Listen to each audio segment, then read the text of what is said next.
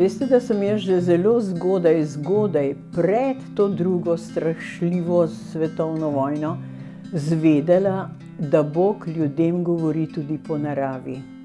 Takrat sem bila jaz majhen deklič v 1. razredu osnovne šole in tega nisem razumela, zagotovo da nič. Vendar pa danes razumem.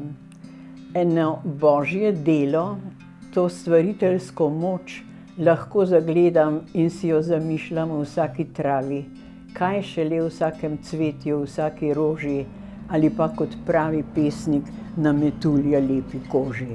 Kakšnih posebnih ust Bog Oče nima, tega si ne morem predstavljati, božanstvo je duh.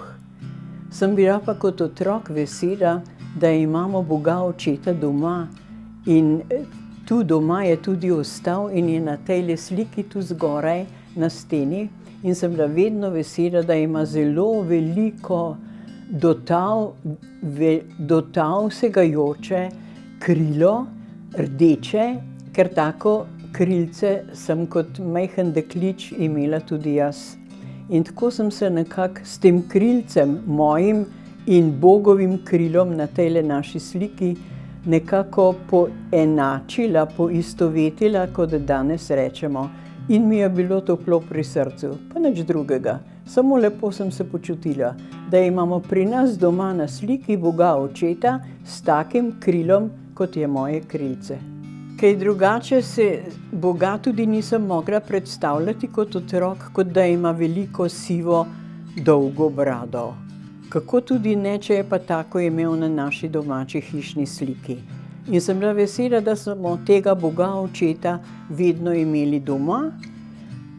Bog Sin, Bog Sveti Duh mi nista bila tako znana in niti ne tako priljubljena, nič nisem kaj to razumela. Ampak Bog Oče pa, ker oče je za mene pomenilo, da si star, ker doma smo našega očeta klicali ata.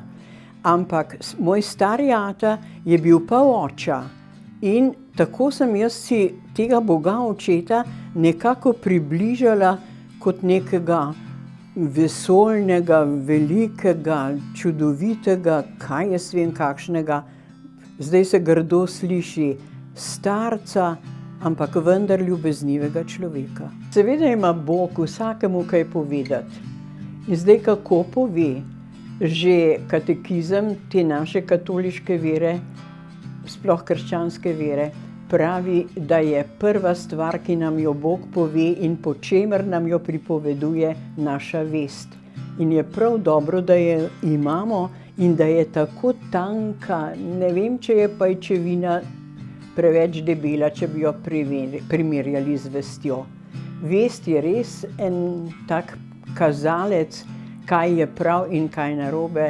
No in tega sem se jaz zavedala že od malega, kajti k temu so nas starši ali pa kdorkoli te je vzgajal, to so te tudi naučili. In to zdaj vem, to ostane.